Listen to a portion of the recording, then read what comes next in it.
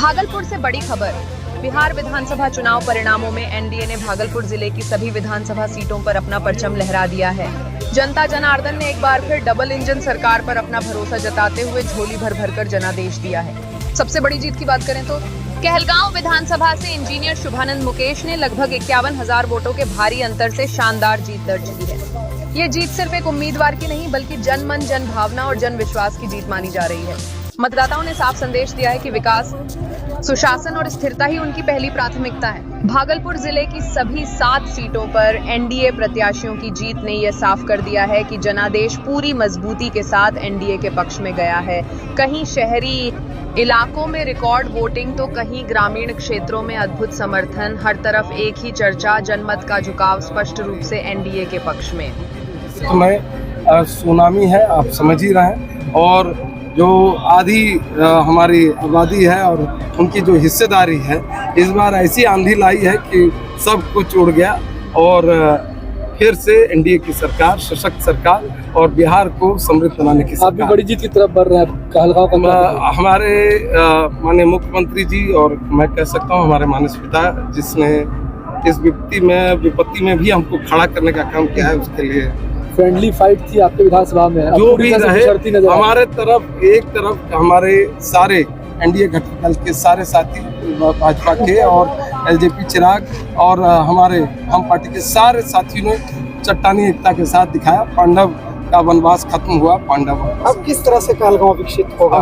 निश्चित तौर पर कहलगांव के विकास, निश्चित तौर पर जिस तरह का रोड मैप माननीय मुख्यमंत्री जी पूरे बिहार में है, उसी को गति देने के काम है। मैं निमित्त मात्र हूँ, माध्यम हूँ। वहाँ से दिल्ली, पटना से इसको संपर्क करना है, दिल्ली से संपर्क करा के यहाँ पर पूरे बिहार में एनडीए प्रचंड बहुमत। चलिए बधाई। हमारे साथ कहलगांव विधानसभा से जो इंजीनियर शुभानंद मुकेश जी थे, जदयू से जो प्रत्याशी थे, विजयी हुए हैं। लगभग 50,000 से ज़्यादा वोट से विजयी हुए हैं। कहलगांव में रिकॉर्ड तोड़, आपने जो पिछला रिकॉर्ड था, पहले भी आपसे हमने बात किया था, और आपके सहयोग में जो मुगलसराय से जो विधायक जी आए थे, उन्होंने हमारे इंटरव्यू में कहा था कि सारा रिकॉर्ड टूटेगा, शुभानंद मुकेश जीतेगा। अब इस अवसर पर मुकेश जी क्या कहना चाहिएगा? देखिए, हमको सौभाग्य मिला है और ये आशीर्वाद माननीय मुख्यमंत्री जी, जो एक गार्जियन और एक मानस पिता के स्वरूप में मुझे देखते रहे, और आज उन्होंने जो राजनीति में मुझे स्थापित करने का काम किया है वो उनका है।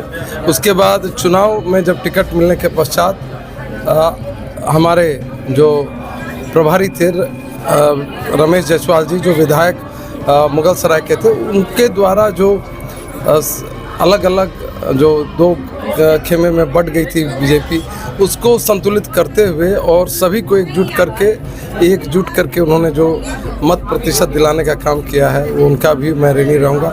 निशिकांत जी, आदरणीय निशिकांत जी जो सांसद हैं, उनका भी अभूतपूर्व सहयोग रहा। सांसद शाहनवाज जी, तो ये सारे लोग ने मिल के मुझे आशीर्वाद दिया है। उसमें मेरे प्रचार में सरवण बाबू भी आए, सम्राट चौधरी जी भी आए, चिराग जी भी आए, और माननीय मुख्यमंत्री जी ने तो आशीर्वाद दिया ही। तो ये जनता ने देखा कि एनडीए की पूरी टीम यहाँ पर इनको आशीर्वाद देने के लिए है, और मैं मानता हूँ कि ये एनडीए की पूरी टीम की जीत है।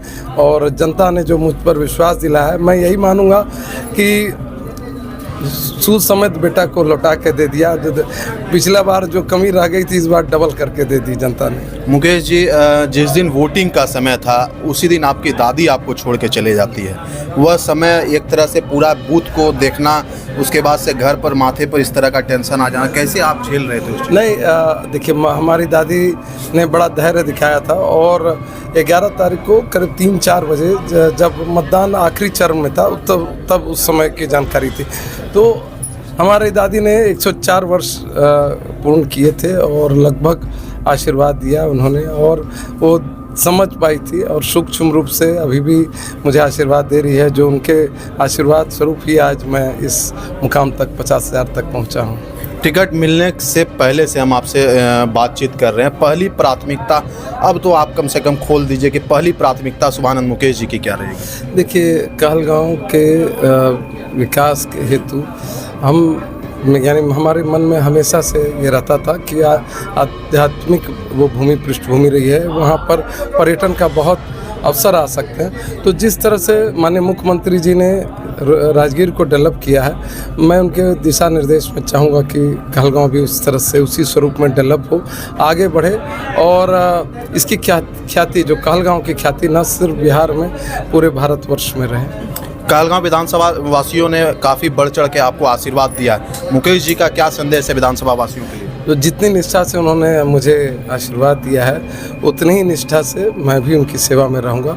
और पूर्व का जो भी ऐसा लगता है, तो मैं घर का बच्चा हूँ, अगर लगे कि भटक रहा हूँ तो उसमें वो कह भी सकते हैं। और आश्वस्त रहें, ये जो शिकायत जनरल मिलती है कि नेताजी घूमने नहीं आते हैं, नेताजी ने फ़ोन नहीं उठाते हैं, ये सब मेरे साथ नहीं होगा। सर, आपसे पहले भी हमने बात किया था, आपने कहा था कि कहलगांव का बेटा को मौका मिलना चाहिए। अब आप क्या कहना चाहिएगा? आपके शिवानंद जी तो विधायक बन गए हैं कहलगांव के। बहुत ही खुशी की बात है कि शिवानंद मुकेश जो एक योग्य उम्मीदवार थे, पढ़े लिखे थे, योग्यता में कोई कमी नहीं थी, आज जो है मिट्टी का लाल को एक जो होना चाहिए विशेषता, विधायक बने। और विधायक बनने के बाद इतना प्यार जो है हमारे जो है भागलपुर वासियों ने इन पर उड़ेला, तो इस प्यार का उत्तरदायित्व भी इनका बढ़ गया है। तो मिट्टी का मोल इन्हें चुकाना है और कहलगांव के विकास के लिए जो भी भरसक कोशिश होगी ये ज़रूर करेंगे। हमें उम्मीद है जिस तरह से इन्होंने कहा कि एक नया आयाम देंगे कहलगांव को।